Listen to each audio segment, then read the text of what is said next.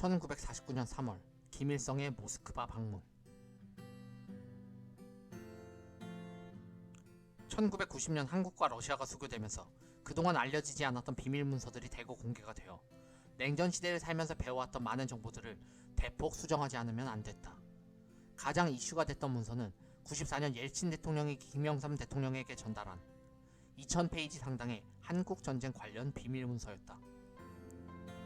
흔히 옐친 문서라고 부르는데 핵심적인 내용만 발췌하자면 이렇다.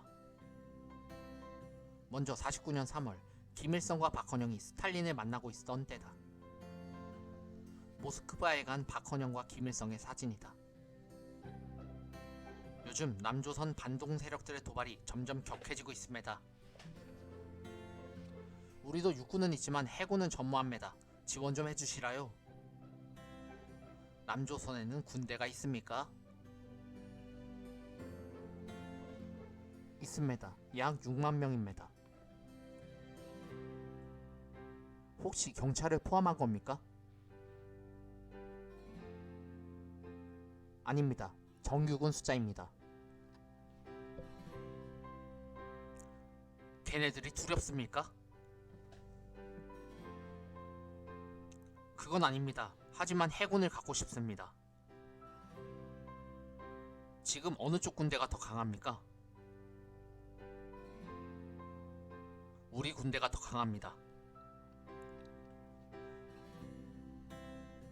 해군 창설을 지원해주죠.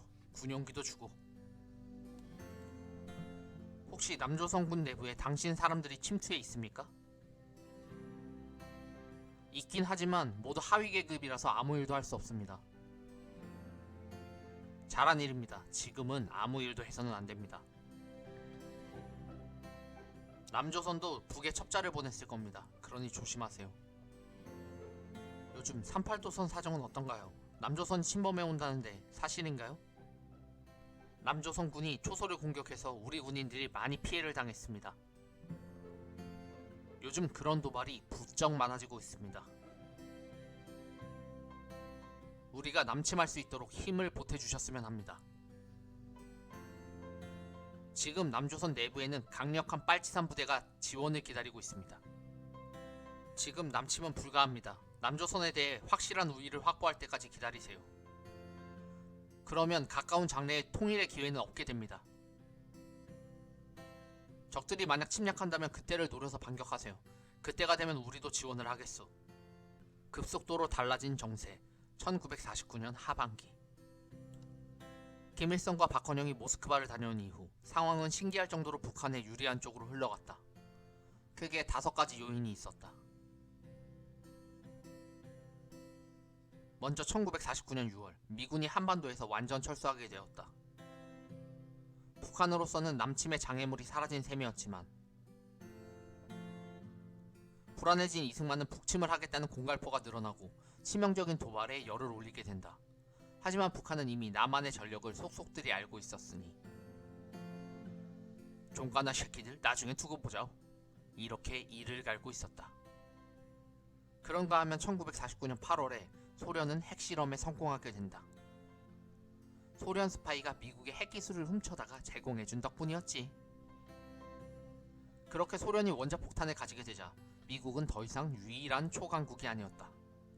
그리고 1949년 10월 중국 대륙이 공산당에 의해 통일된다. 그러자 중국의 국민당을 지원하여 동아시아의 입지를 강화하려던 미국의 대아시아 정책은 전면 수정할 수밖에 없었고, 이후 미국은 아시아 정책에 있어 소극적인 태도로 전환하게 된다. 결정적인 것은 1950년 1월에 발표된 에치슨 선언이었다. 소련과 중국의 영토적 야심을 저지하기 위해 미국이 반드시 사수하겠다는 라인에 그만 한국과 대만이 쏙 빠져버린 것이다. 이때 이승만은 노발대발했다. 미국 정부에서 그 선언을 당장 취소하라고 전해! 하지만 웬걸 미국은 이승만 정부의 북침 도발에 경종을 울리고자 고의적으로 누락시켰던 것이다. 다만 그렇다고 해서 미국이 남한을 포기한 것은 결코 아니었으니 어차피 에치슨 라인과 무관하게 한반도는 유사시에 지켜줄 거임. 그러나 그런 속사정까지 알리 없었던 북한의 김일성은 에치슨 라인에 매우 고무되어 있었다. 1950년 2월 중국과 소련이 우호 동맹 상호 원조를 체결하게 된다. 중국의 무기와 자금을 원조하겠소. 이렇게 되자 동아시아에서 미국의 입지는 더욱더 줄어들 수밖에 없게 된다. 이상 1번에서 5번의 요건들로 북한은 그 어느 때보다 유리해졌다. 그렇다면 이제 남은 일은 단 하나, 바로 스탈린에게 허락을 받는 일이었다.